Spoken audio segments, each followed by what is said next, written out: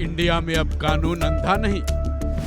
न्याय की देवी की नई मूर्ति में आंखों से पट्टी हटी। न्याय की देवी की नई मूर्ति के हाथ में संविधान भी। सीजेआई चंद्रचूड़ का बड़ा फैसला। इस तस्वीर पर जरा गौर कीजिए। अब इस तस्वीर को ध्यान से देखिए।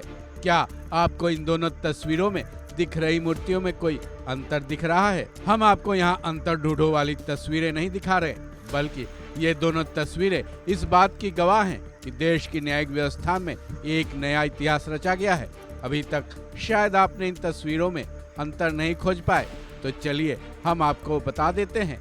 दोनों हैं तो न्याय की मूर्ति, दोनों तस्वीरें हैं तो न्याय की देवी की मूर्ति, लेकिन एक मूर्ति की आंखों में काली पट्टी बंधी हुई है, जिसके आधार पर ही हमेशा से ये कहा जाता है कि कानून अंधा होता है।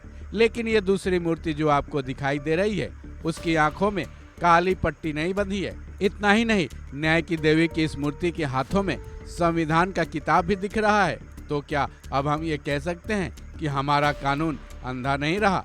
लेकिन यहाँ एक बड़ा सवाल ये भी उठ रहा है कि आखिर ये इतिहास किसने रच दिया है, और न्याय की मूर्ति की बिना काली पट्टी और हाथों में संविधान वाली मूर्ति कहाँ लगी है?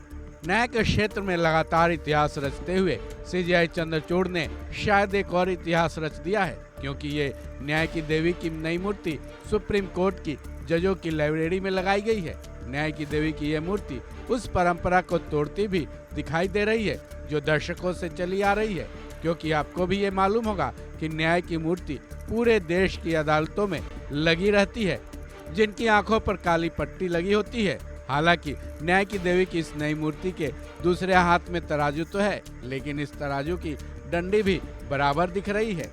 सुप्रीम कोर्ट में सीजेआई चंद्रचूड़ की पहल पर सुप्रीम कोर्ट में न्याय की देवी की ये नई मूर्ति लगाई गई है। हालांकि ये मीडिया रिपोर्ट्स हैं कि ये सीजेआई की पहल है, लेकिन अब अगला सवाल ये है कि सुप्रीम कोर्ट में न्याय की देवी की ये नई मूर्ति तो लगाई गई है, जो कि देश की न्यायिक व्यवस्था का सबसे बड़ा कोर्ट है। सवाल ये भी है कि क्या देश के सभी कोर्ट्स में न्याय की देवी की इसी तरह की नई मूर्तियां लगाई जाएंगी?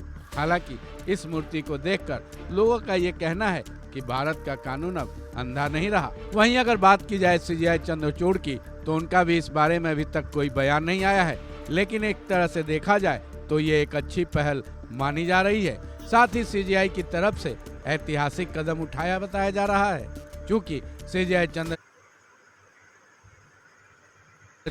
10 नवंबर को रिटायर होने वाले हैं। अपने कार्यकाल में उन्होंने कई ऐतिहासिक फैसले किए हैं और कई बड़े काम भी, लेकिन अगर न्याय की नहीं है तो एक तरह से रिटायर होते होते उन्होंने एक ऐसा काम कर दिया है जो कि सदियों तक याद रखा जाएगा।